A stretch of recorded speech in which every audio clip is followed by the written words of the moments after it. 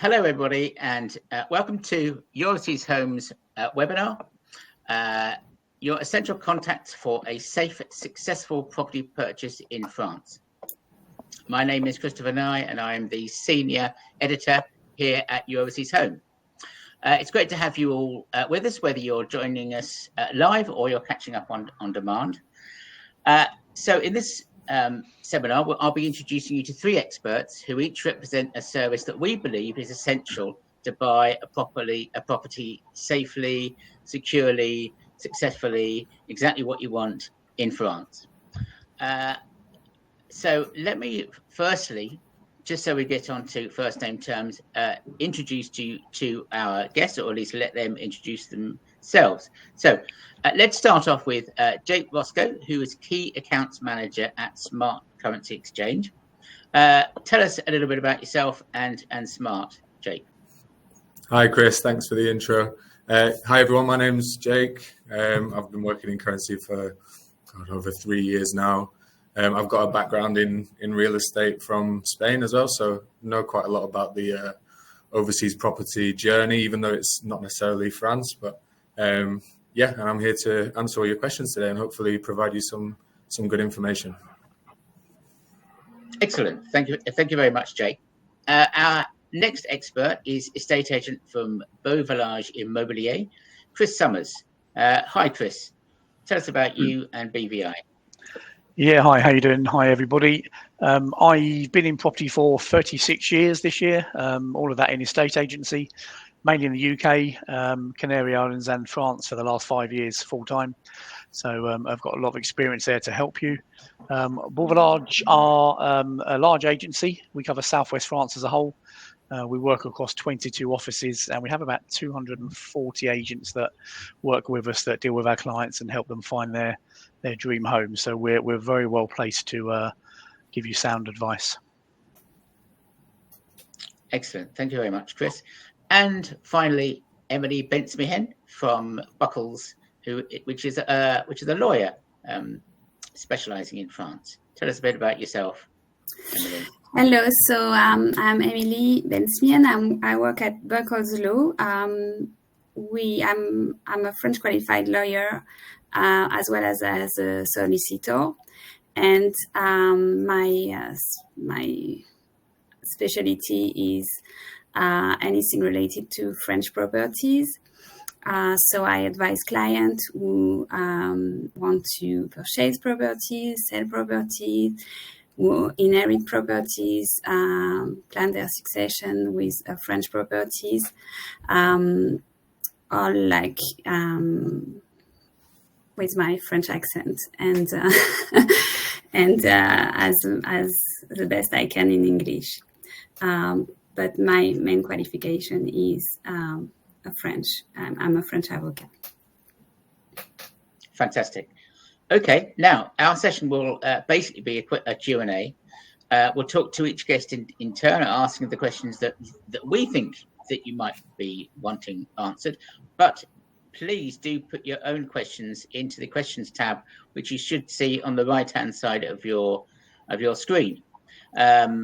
Please throw in your questions. We hope to get as many answered as possible. Any that we don't get answered, we'll send them on to our experts, and they can get back to you at a later date. And I can already see some excellent questions coming in. So let's start off with Chris from Beauvillage. I suppose the first question is, what's the market like? Are there any bargains to be had in France at the moment? Yeah, I think as I say, we specialise in Southwest France. I'm based in the Haute-Vienne personally, which is a big area in the Limousin. There are bargains to be had. I think it's changed slightly. It's not quite as easy. There've been so many shows on renovations of houses in France and how to do them that it's a lot of good bargains have been taken, but there are still bargains to be had. It very much depends on the house, location, time on the market, and what needs doing to the property, really. If it needs a lot of things doing, obviously there's potentially a deal to be done, but if it's in very good order and a great location, probably less of a deal to be done. But I think, as I say to anybody, when you're viewing a house, if it's the right one for you, put your best offer forward, and we'll always do our best to try and wrap it up for you. Well, I mean, to be fair, every time I look at the properties that Euroty's Home send out for France, I'm thinking this is a bargain anyway, let alone if you can get any money off it. Such beautiful houses at such affordable prices, certainly compared to where I am in the south of England. What's popular right now? Is it houses with gardens, apartments, renovations, new builds? Yeah, we don't tend to deal with new builds too much. We're Beauvilage as a company are very much semi-rural France agents. We're not city agents. We don't operate in very large towns. We tend to operate in smaller towns that are surrounded by beautiful hamlets. But I think what's popular, I think most people at the moment, obviously different nationalities want different things, but the main thing is people are looking for a 3 to 4 bedroom older style house. Pretty much finished. They don't mind some renovation. They don't want to do masses of renovation, but I think they're happy to do a bit of work. And since COVID and all that sort of thing, people want to be within probably 15 to 20-minute walking distance or cycling distance of facilities. People are less want to be super rural at the moment. That was very much 3 or 4 years ago. Everyone wanted to be rural, no neighbours, get away from everything. But that's definitely shifted since all the poor COVID situation. That's shifted. People want to be able to come out of the house and ideally walk or have a cycle to some kind of facilities. Okay, excellent. Now we've got some questions coming in. I'm going to ask one from Marina here. It's a cheeky question for an estate agent. Basically, why do we need an estate agent? Why do you consider it necessary or helpful for a non-resident who wishes to buy a house in France to employ an estate agent? Okay, that's a great question. The first thing I'll say is if you talk to notaires in France, we deal with a lot, something like 60% of private sales often fall through. Because yes, you can view a house privately, you can make an appointment privately, you can go and view it, you can negotiate an offer. But at some point during the transaction, there's so much goes on with paperwork, reports, diagnostics. Often there's something else to negotiate during the process, whether it's for works, renegotiation of price.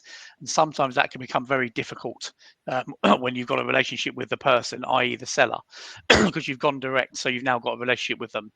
It's a very high percentage of sales fall through that are sold privately. And there's an awful lot to do. There's an awful lot of documentation. You have the notaire to help you, but it's the agent that will organise the viewing trip, will set it up with the sellers, will organise the diagnostic reports, the FOSS tank inspection if it's got one, and go through those reports with you. We can translate them for you. There's an awful lot to it. That the work from getting a house from offer to completion, having worked in the UK for 27 years in property, it's so much harder here. It's so much more to it. It's so much more difficult. It can all be achieved, but a lot can go wrong. And if you've got an agent here who's independent between the two parties, it's much easier to get that to completion. And you'll find out about houses quicker. You'll get to see more probably when you visit on your viewing trip, because you'll have someone taking you around and showing you potentially. So I think you can do it on your own, but I think I am an agent, so I'm biased, obviously. But I think it's a wise move to work with someone who specialises in an area and a market. Excellent. Okay. And I guess the fees, are they paid by the seller in France? You can have a seller mandate or a buyer mandate. So when you see properties advertised, you'll see mandates advertised where it says inclusive of fees, or it says fees paid by the buyer and the amount. That would depend. If it's a buyer mandate, it shows the fees, the actual amount. If it's a seller mandate, it tends not to show the fee. It just says including fees. But ultimately, whatever price you agree for the house, if you pay 200,000 including fees, whether the seller's paying them to us or you're paying them, that price includes the agent's fees.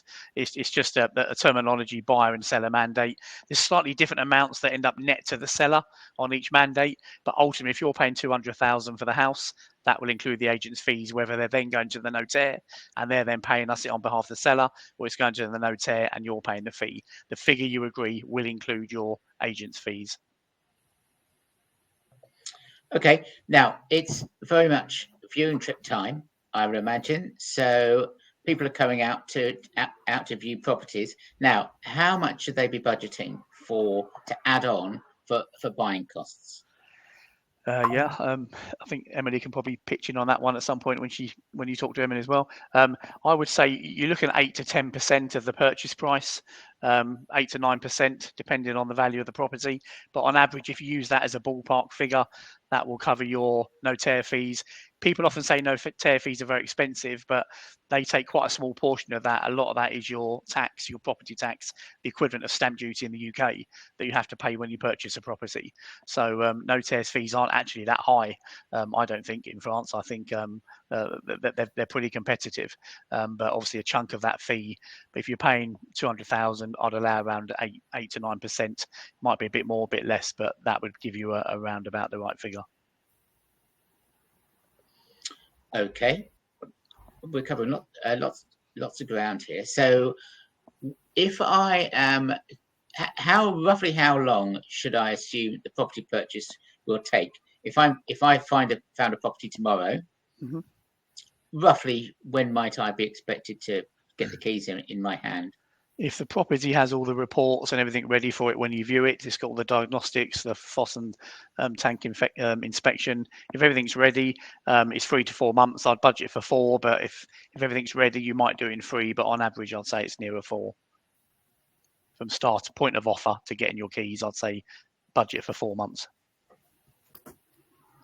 Okay, fantastic. Now, I mentioned viewing trips earlier. Suppose I'm planning on coming out to view properties this summer, or late spring. Mm-hmm. How soon should I be contacting you in advance? And can you give me any kind of tips on making a viewing trip? When to come, for example, how long to take? Yeah, I think it varies to different people, but I think if you want to get a true taste of property and give yourself enough time to look at the houses in detail, what you don't want to do is come and do a flying visit to a house and then make an offer off the back of that. You want to spend a bit of time there. So give yourself some time to do that. I would say 5 to 7 days would probably be the ideal trip time. And we can show you, don't try and do more than 3 or 4 a day. Some people want to try, they email us and want to cram 7 or 8 in a day, and it's just impossible. You don't get to see them properly. The southwest of France alone is a vast area, and even the Haute-Vienne that I cover, you could be doing 45 minutes between houses. So give yourself plenty of time. Don't try and do more than 3 or 4 days so you can really take them in. Contacting the agent. I think firstly you need to deal with an agent that communicates well, who comes back to you quickly and is not waiting days and days for a reply. You want to deal with one that helps you quickly. But I would first contact them probably with the ones you're interested in, anything between a month and 6 weeks before you're due. Give them the list of the ones you're interested in. They can check if they're available. And if it's me, I would then say to the client, look, these 10 are available, those 4 are not. Contact me again 2 weeks before your trip is actually coming, and I will check which ones are then available, and at that point I'll set up the trip. 2 weeks before you're due out, I'll set the trip up for you, the dates, the times, the viewings, where we're meeting, and we'll get all that booked in for you and make sure everything runs as smoothly as possible over that period of time. Okay, and have you got a system in France which is more like, say, the British system where each estate agent has their own sort of roster of properties, or is it more like an American system where it's a central resource and you can find any properties? Yeah, it's very much the difference. The huge difference in the UK is most agents in France, pretty much all of them are self-employed. They're not salaried, and they have their own portfolio of clients, their own portfolio of houses. They know them very well, so it's quite nice that they do. As I say, Bourvillage have got over 200 agents working for them, and they all have their own mandates of properties, their own portfolio. However, if one of the properties they wanted to see that was on with us wasn't my property, I could ask my colleague to meet them there and show them around, or I could arrange to go and see the property myself. I would probably ask my colleague to show them because they'll know the property better than me, and we'll be able to talk about it much more freely than I can because I may not have seen it. All of my properties we will take you to, and that's the big difference here as well. In the UK, when you make a viewing, you often go and see the seller direct. You don't, unless it's empty, an empty house, you don't normally go with an agent. Here we accompany all viewings, every single one of them. So we get to know you quite well during your viewing trip. We're looking at 5 to 6 properties together. And what's good during that trip as well, when we get to property 3 or 4, we've got a great idea of what you're liking and not liking. So we might think of others at that point that we've got that you might like because we've got to know you a little bit better. what you don't want and what you do want. So there might be a couple of surprise houses we could throw in the mix right at the end, because we now know a bit more about what you want and what you're looking for by spending time with you. So but yeah, I think they're individual properties managed by individual agents, so they know them very well. Excellent. Okay. Now, I guess a part of that is, would you drive us around, or would we need to hire a car? What normally happens? I would definitely hire a car. I think some agents will drive you around, and it often happens. But obviously, you've got to get back to wherever your base is, wherever you're staying while you're here. You need to get back and forth to that. We necessarily come and pick you up from your base. We might meet you in our office and take you out from there. But sometimes you might have a viewing with me at 10 o'clock. You then might have a viewing with another agent at 12 o'clock, then back with me at 3 o'clock. So you really need a car to meet us at the properties. Plus, I think if you're driving yourself, you'll have the address, you meet us at the property, or we might meet you at the local mairie office or something like that. But you get to see France yourself, you get to see the area yourself by driving. I think you take it in better if you're finding your own way there. But you do need a car, because things can change, appointments can cancel, another one might come in, be put in place of another one. Sure. So I think you need your own ability to get to the houses. But if it's essential that we drive you, then we can absolutely do that. Okay, so as well as my car, ideally, what else do I need to bring on my viewing trip?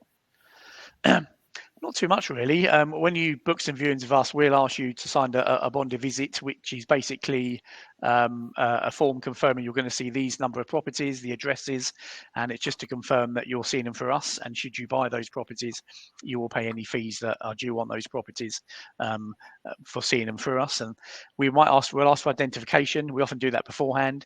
We have a system called BVI Plus here, which allows you to give us all your identification and sign a form. And if you do that, we can give you the property address, so you can have a look at it on Google Earth.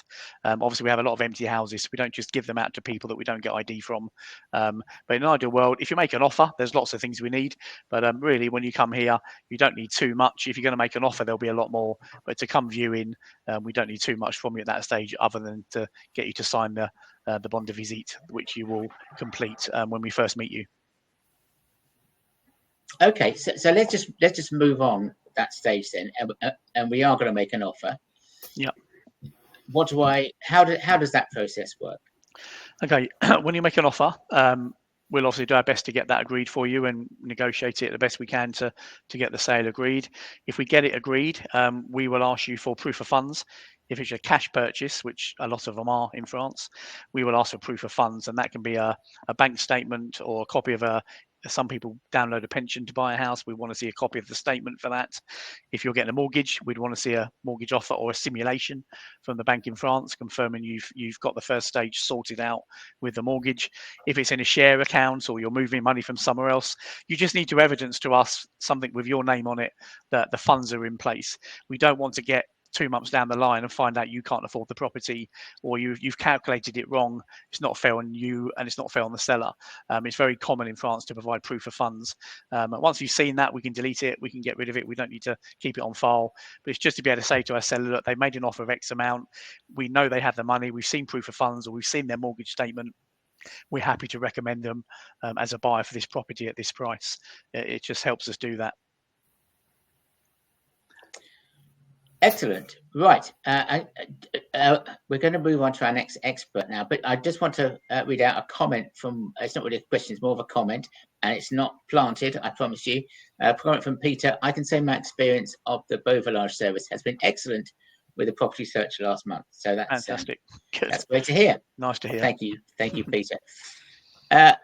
Okay, so let's move on to our next expert. And so we've made an offer, so I guess we're going to have to speak to our lawyer if we haven't been speaking to you before. So I guess that's my first question, Emily, is how early in the process should I be speaking to? I'm thinking it might be before I've even got to France.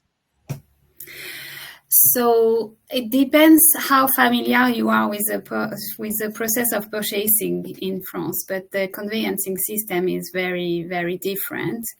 So you might want to talk to someone before you view any property, just so you are aware of how things are working on the legal side of things.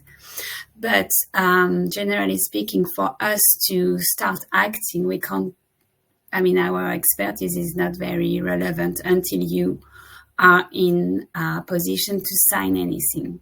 So it can be either when you get the offre d'achat from the real estate agent and you're not very sure if it's okay to sign, or once everything is settled with the offre d'achat and you receive the diagnostic and a notaire has been appointed to draft the preliminary agreement, that's really where you need a lawyer. So just to recap on the process of purchasing, basically there are the most important stage is the signature of the preliminary contract, because in France we have two contracts, one that is signed as a conditional contract where all the conditions are set. For example, if you need a mortgage, if there are work to be done on the property, if there are anything that are important to your consent, or basically all this is signed as what we call a preliminary contract, like a promesse d'achat or a promesse de vente or compromis de vente. And this is really important because this is when all the information on the property are given. You have the diagnostics, you have the searches, but also you really secure the purchase at this stage. Then when the conditions are fulfilled and time pass, there is the final completion that happened, usually 2 to 3 months after signature of this preliminary contract.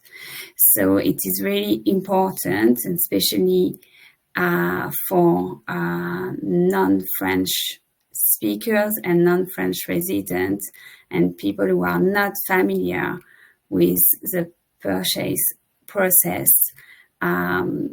to be advised on the signature of this preliminary contract, because it's a lot of information. It's usually 30 to 40 pages. You have the diagnostics that come with it. So a lot of information that buyers are meant to be aware of. And sometimes this information are missing, and sometimes that's where we are important in the process, is because we are asking the question because we see that some information are missing, or that there are things that triggers question that people who are not aware of the process would not ask. So that's really when the lawyer is important, and you need someone to explain to you like all this information, what you have to be aware of, what you take, which responsibilities you're taking, how you can retract from this contract or not. Can you get your deposit back or not? That's very the important question to keep in mind.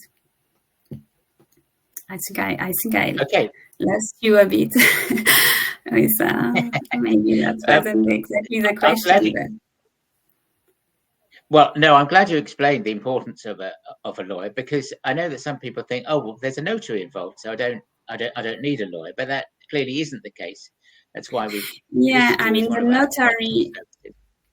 Yeah, sorry, the notary is a lawyer for sure, and their role is to make sure that the sale can happen, but they do not act on behalf of a party. And if they are not aware of some information, they are not going to necessarily request this information. They're just going to draft the contract with whatever information they have at hand.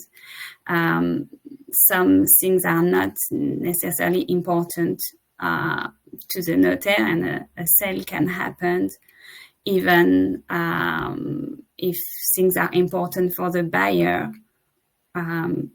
It doesn't mean that the sale cannot happen. So it's just, we have different roles in the process. The notaire is not going to represent one or the other party. It's just acting as a neutral part for the sale. It is also. I was just going to say that, and so the lawyer is just acting in your interests, whereas the notary is kind of acting in the state's interests. Exactly. I mean, not in the state interest, but the notary is just there to officialize the sale, basically. Sure. He's acting for the land registry, just making sure that everything is in order. But the lawyer, I mean, having your lawyer is always good. Like, you're signing a document, there is a lot of money involved.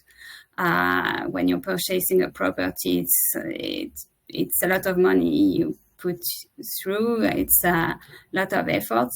And the thing to know is that in France, actually, buyers are much more protected than in the UK, for example.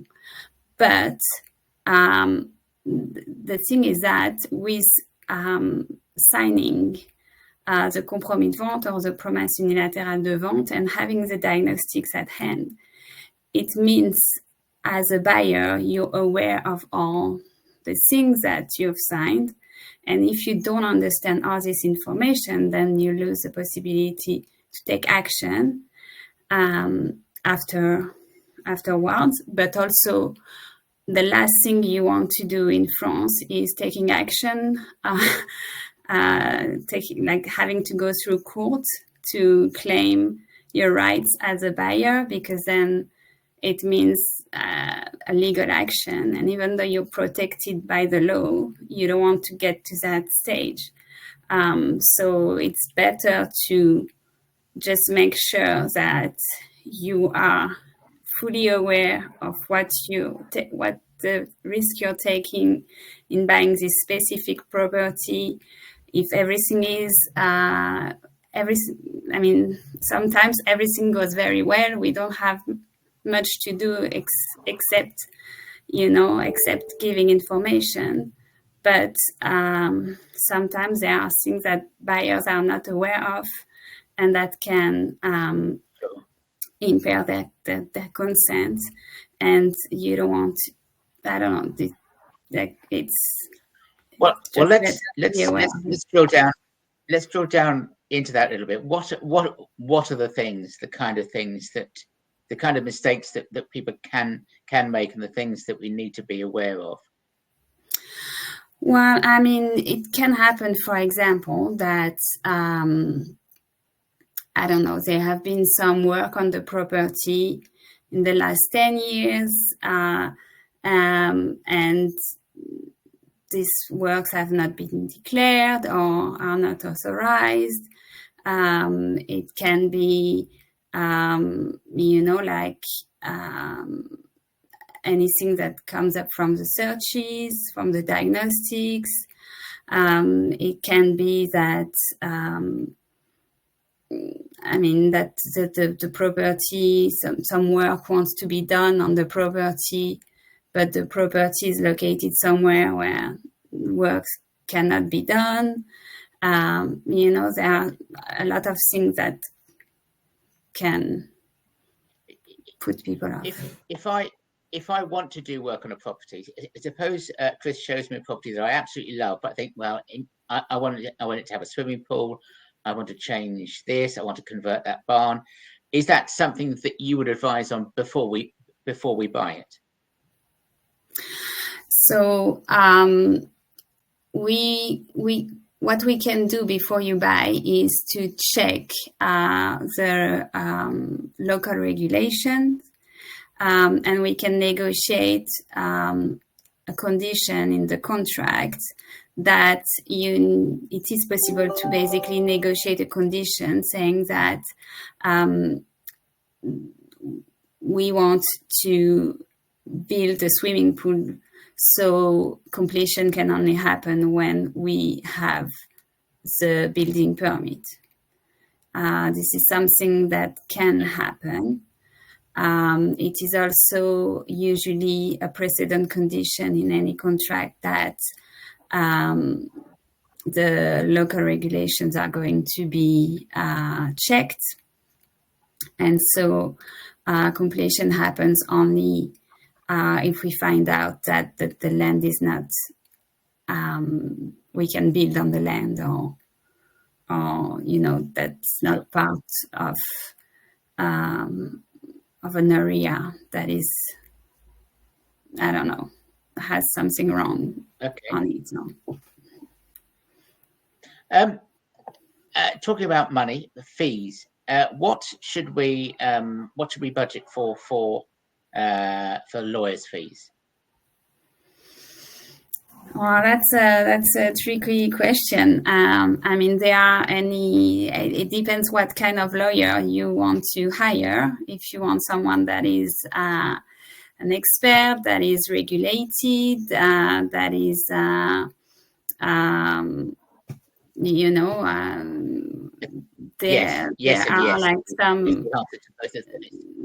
there are some cheap options out there, but you may prefer to spend a bit of money on someone who is used to the property, to work on properties in France, and who's regulated. And so in percentage terms of a property, so are we talking 5%, 2%? So, I mean, the way we work at Buckles, we are not working on percentage. We're working on the time we spend with each client.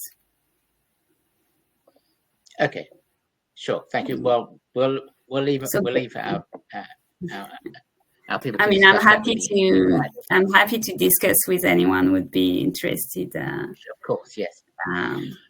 We've had a comment from one of our American viewers who just says, does all this information basically it's the same for American buyers? Well, there's nothing particularly that they would be doing differently to UK buyers, is there?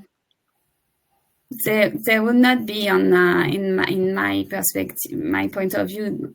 I work with Americans and I work with English clients the same way. There is something that is not really fully related to the legal side of the purchase, but they also may want to consider the way they're going to purchase the property. For example, if they are a couple, if they are married, because the default way to own properties in France is very different than the American way or the English way, where you own the property, as we say, we buy in indivision, and we are subject to matrimonial property regimes in France, and these are not recognized. I mean, it doesn't apply to UK residents or US residents because they don't have this matrimonial property regime when they get married. So it is also important for them to consider when they purchase a property with a partner or a husband or a wife, how this is going to impact their estate potentially, or how they're going to own this property might differ from what they are used to in their own system, if it makes sense. Okay.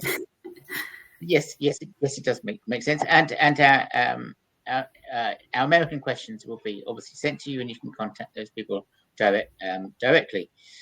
Okay, we're going to come to Jake in just a second. Just one final question.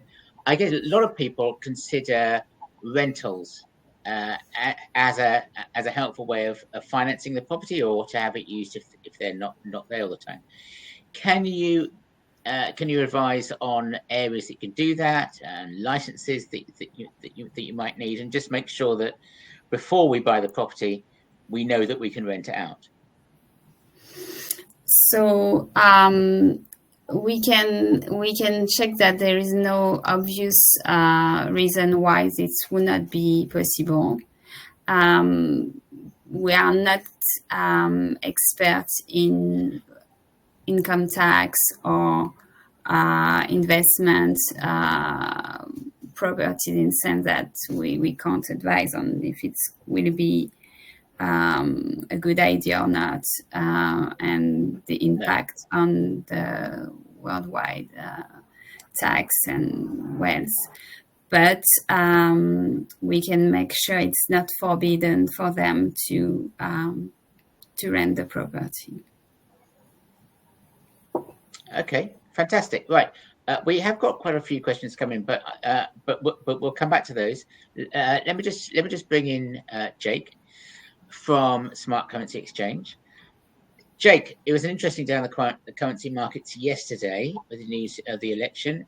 Tell me about the pound to euro rate. What's happening with it now? Is it strong? Is it weak? What's happening?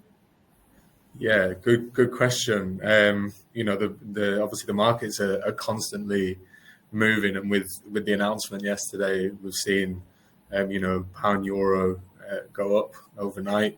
It's trading at, I think, high since September 2022. So, if you are buying euros at the moment, it is definitely a good time to be looking into buying them if you're serious about plans, or if you've got an offer accepted on a property in France or any other European country, really. Okay, but so firstly, when I see that rate on the news, that's not what I'm going to get when I actually buy a property, is it? Yeah, that's correct, Chris. The rate that you'll see on the news is actually what we call the interbank rate, which isn't available to individuals like most people on this call. That's the rate that the market is currently trading at. Usually people, if you're on this call, you're probably looking at buying a property in France. So one thing that we do tell people is, as soon as possible, you'd be wanting to set your budget for that purchase, because if you're purchasing a property in your own country, you know exactly how much you're going to be paying for that property in your own currency. Whereas if you're looking at buying a property in France, for example, the markets are always moving. So the sooner you can get in touch with a currency specialist, in our opinion, the better. But yeah, going back to your question, Chris, the rate that you see on the news is the market rate, not the rate that you'll get as an individual. Okay, but it's still better than popping down to my high street bank, I would imagine. 100%, yeah.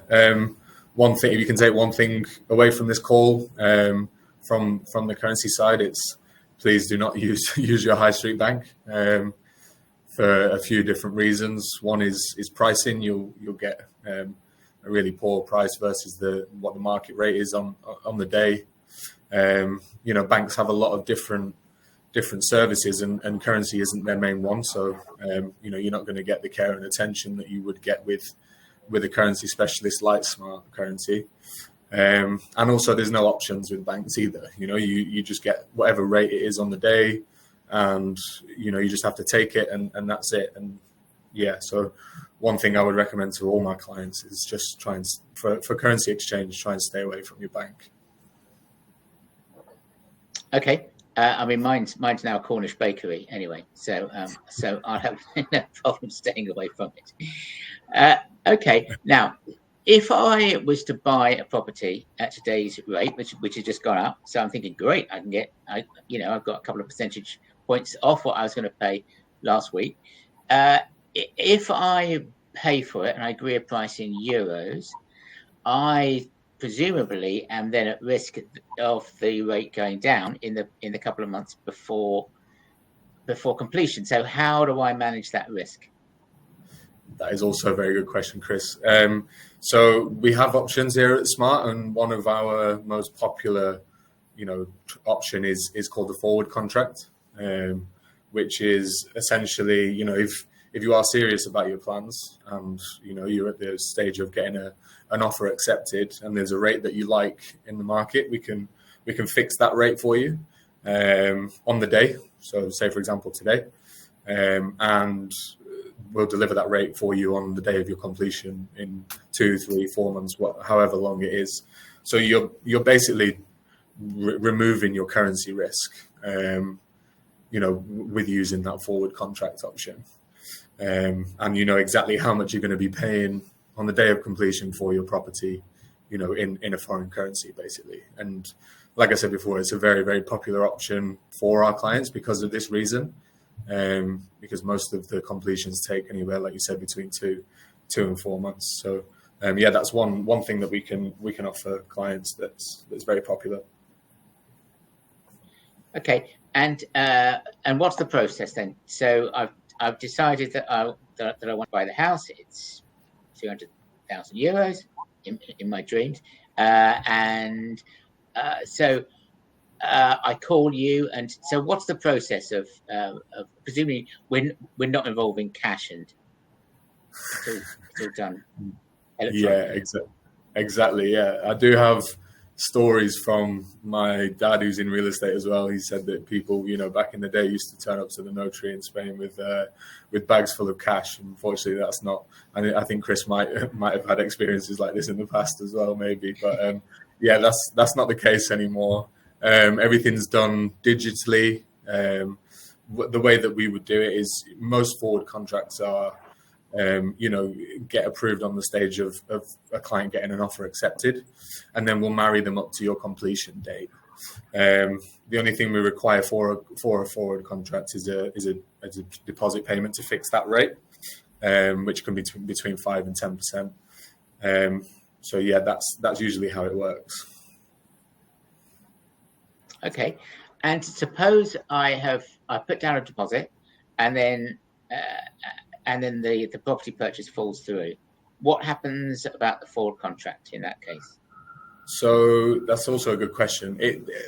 Let me just say, it doesn't happen very often. Like in my experience, it's, I can probably count on one hand how many times that has happened. But if in the case, for whatever reason, your property purchase does fall through, what we do is essentially we sell the pre-bought euros back to the market at the day whenever the completion falls through, and then it's just a case of depending on whatever the rate is at the time where we sell the euros back to the market, then there'll be either a loss or a gain for the individual, basically. Oh, okay, fine.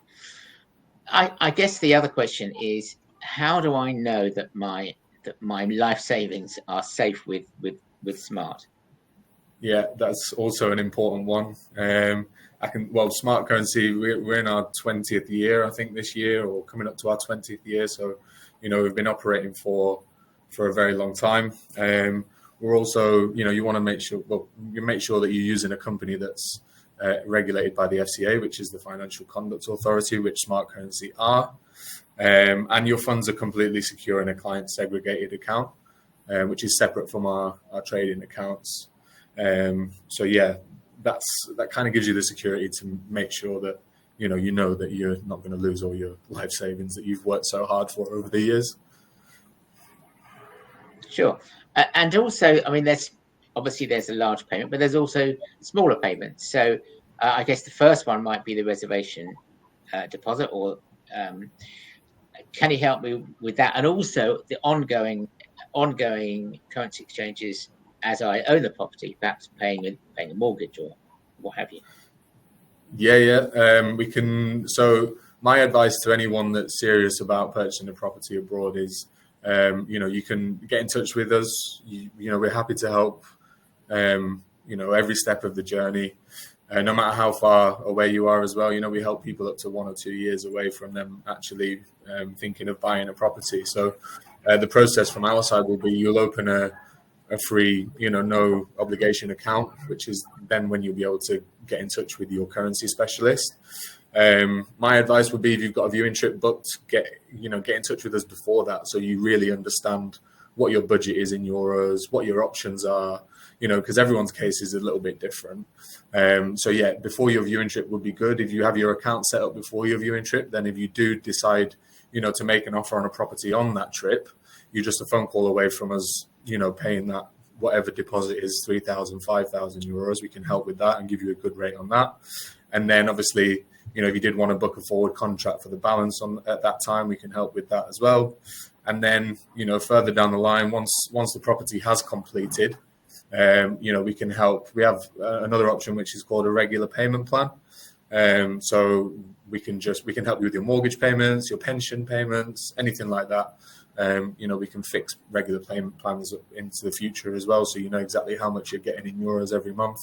So there's a lot of different options for yourselves, and there's no limit on how small or how big the transaction is either.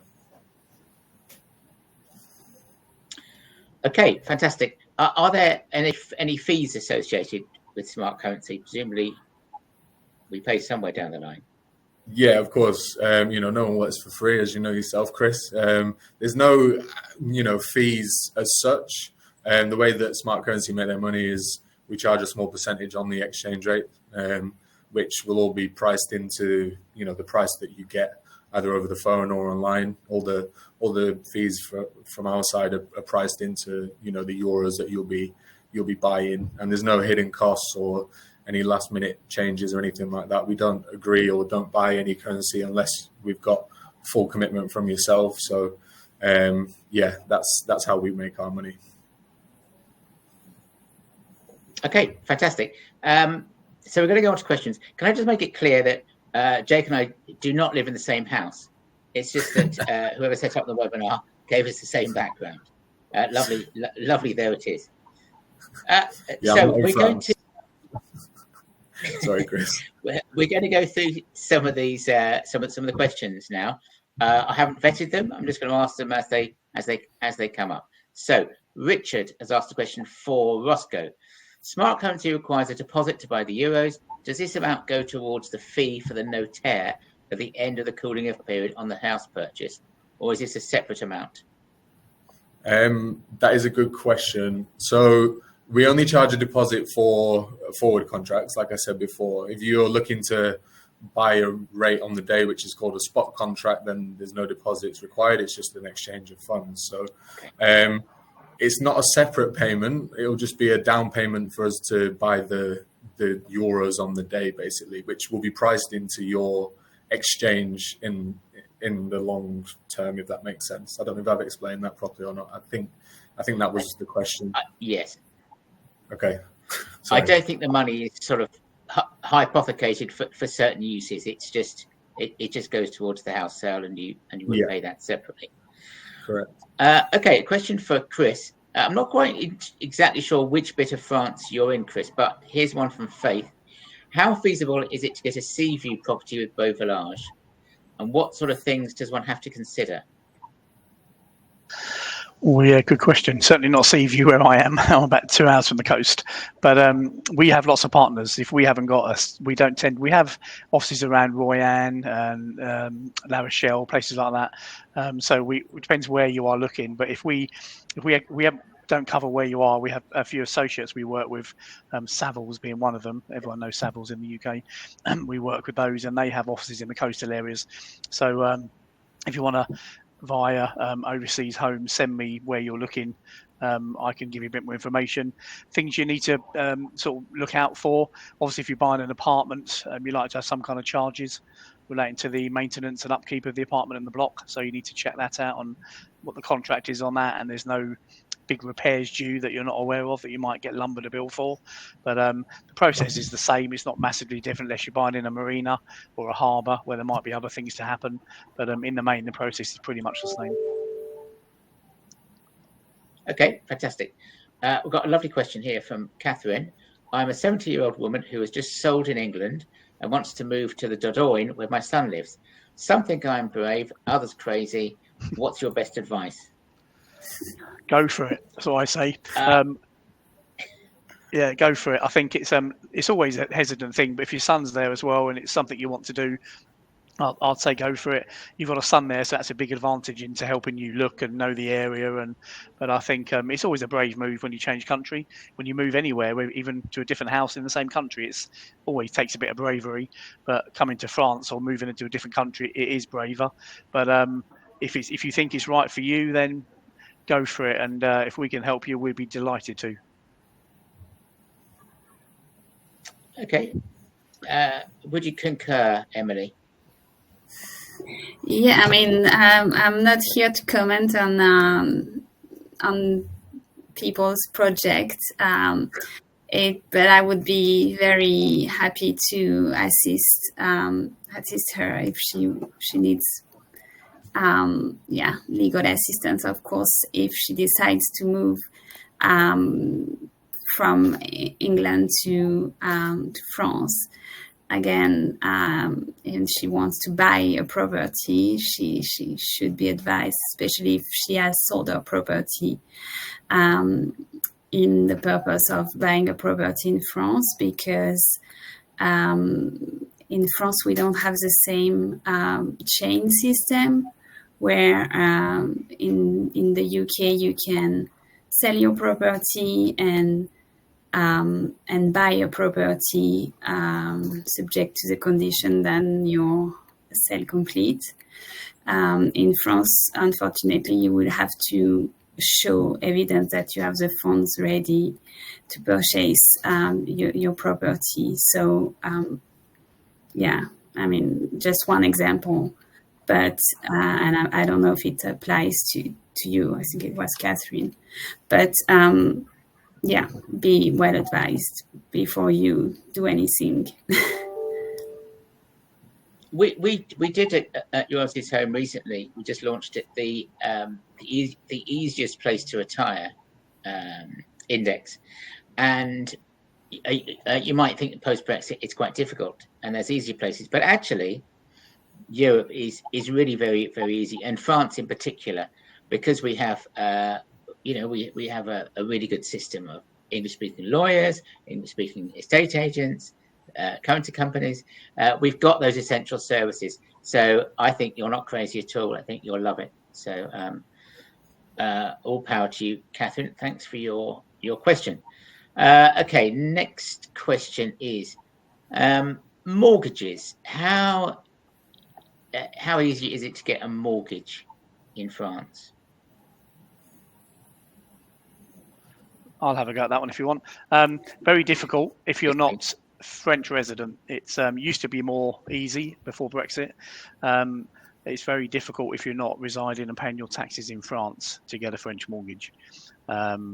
Much harder now. There are some companies, Britline, a couple of my clients have got a mortgage in the UK via Britline, which is part of Crédit Agricole Bank in France. They've got a mortgage with them, whilst not being in France. But there's quite a strict criteria. But I think, give us a call and ask us, and we have referral partners. But it is harder to buy a house in France with a French mortgage, if you're not resident and paying your taxes here. Definitely. But not impossible, but much harder. Sure. Okay. Faith has asked, I think this is another one for you, Chris. What sort of identification do you require for the viewing trip? I think you'll have your passport anyway, so we'll just take note of that and probably scan a copy of that. And we'll ask you to sign a bon de visite, which is a letter confirming the 4 properties you're going to view, or however many you're going to view. And you're signing to confirm that should you buy one of those, it's us that's introduced you, and you will pay any fees due on that property. Other than that, for the viewing trip, we don't need much else from you at all, really. Okay. It's a brief question, but I suspect the answer could be longer. This is from Stephen, if I buy a renovation project, are the French building laws the same as the UK? No. Let's ask. Okay, yeah, you first, Chris, and then we'll go to Emily. Yeah, no, they're not the same. They're quite different. The process, I think the process here is much easier than in the UK, and it's free as well. Most areas the planning application is free, which is very different to the UK, Okay. and it's quicker, much quicker here. But there's far more regulations where you can and can't build, whether it's agricultural land, whether it's constructible land. There's a lot more restrictions here. If it's agricultural land, you want to put a pool in. It could be a no, but it could be a yes, because some little pockets you can build on. But I don't know whether Emily can add some more insight into that. Yeah, it's more look like the basically towns have their own. I mean, most of the towns have their own planning regulations. So when you plan to do any work, you need to just make sure that in the town where the property is located, it's possible.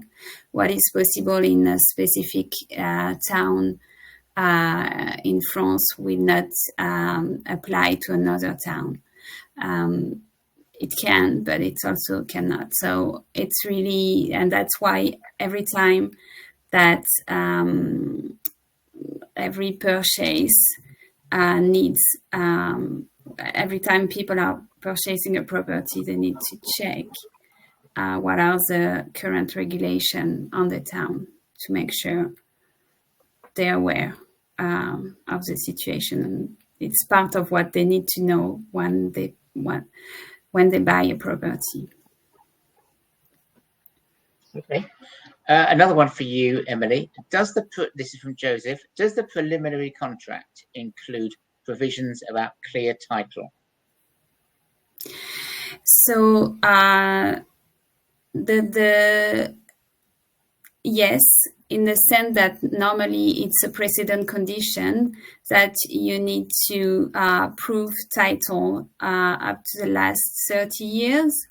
So usually at the stage of the preliminary contract, you don't necessarily know who owned the property in the last 30 years.